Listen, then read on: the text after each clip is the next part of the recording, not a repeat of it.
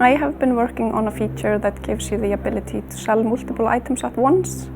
It's something the players have been asking for since beta, and now we are giving it to you. You used to have to always just sell one item at a time, which could take a pretty long time if you had many items to sell.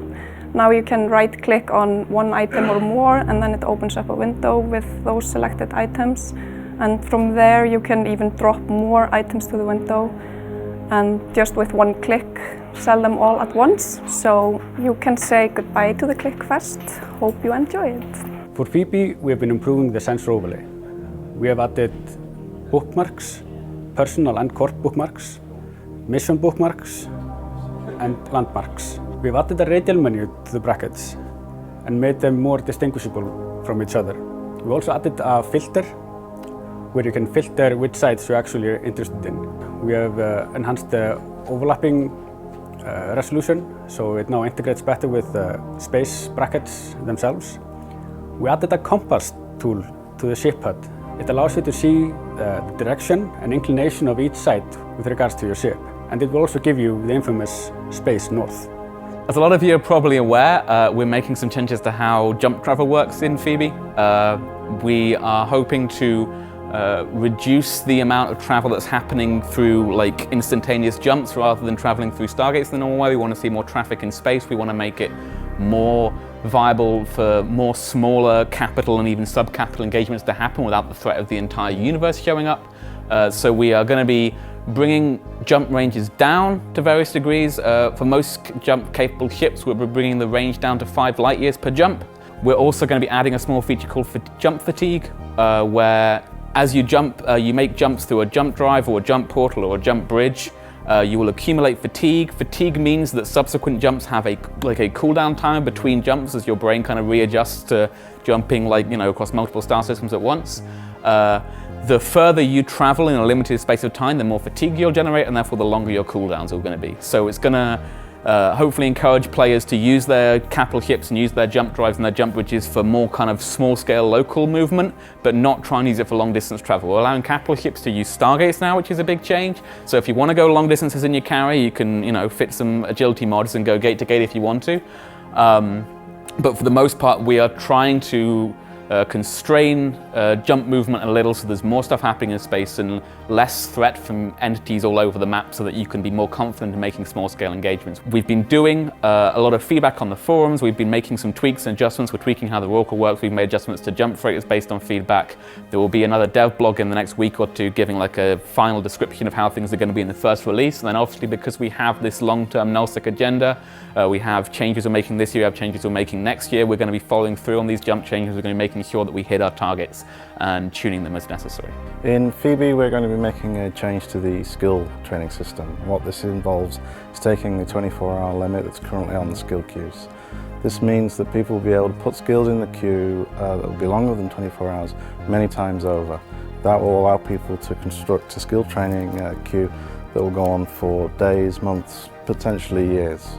The major benefit of this is it will cut down on micromanaging skill training planning. A lot of our players construct skill plans in advance, and at the moment they're only able to manage those on at the most like a monthly basis if they put a particularly long skill as the last one in the queue in the 24 hours. What this will do is let people put those plans in place, set them going, and the clock will keep on ticking no matter really what they're doing. They can go away on a holiday and leave their character training, and they come back and the skills will automatically have trained for them, and they'll be able to fly a new ship or use some new guns or whatever it may be. As a companion to the jump changes coming in Phoebe, we're also going to be rebalancing 2 of the most important ship classes for nullsec combat, stealth bombers and heavy interdictors. We're strengthening the counters to bombing runs to ensure that a skilled fleet can defend themselves, while also giving stealth bombers a new type of bomb and extra hit points to give them more tactical options. For heavy interdictors, we're increasing their combat strength significantly, so you can bring along a heavy interdictor in a low-sec roam without having to worry about dragging down your fleet too much.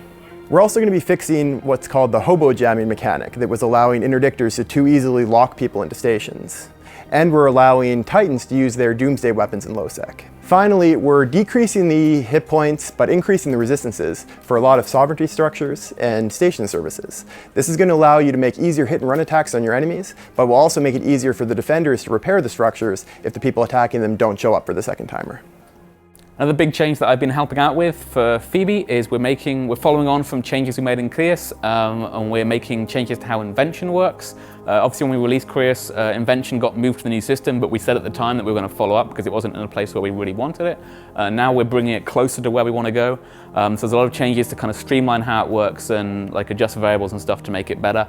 The biggest change, I guess, from a player point of view is that we are now going to allow you to queue up multiple Invention jobs from the same blueprint copy. We changed it in GREYSCALE so that now you could, doing Invention off a blueprint copy only used one run rather than consuming the whole copy, and now you'll be able to do multiple runs off that blueprint in succession. So rather than having to log on every hour, you can set up like an overnight queue of Invention jobs off the same blueprint, and you come out in the morning, they'll all be done. So that's kind of a big quality of life change to make how you execute much better. There's a lot of stuff being done to adjust and streamline the balance. A lot of things, we're removing racial decryptors, so the decryptors will all be compressed down into a single line. There'll be, like whatever the options are now, there'll be the same options, but one of them rather than four, one for each race. We're adjusting Invention chants and the Invention formula to make it a little bit smoother and a little more understandable. We are changing skill requirements on various things. We're balancing out skills and data core use across different Invention jobs, so there's a more representative sample and the use of data core is more balanced. And like various things like this just to tune out the numbers. Reverse engineering as a separate thing is now dead. Everything is now an Invention job and you can invent from an ancient relic. CCP Ytterbium has been blogging about this quite extensively. I think he's got another one coming up soon. So stay tuned for that. It'll have all the details where you need them.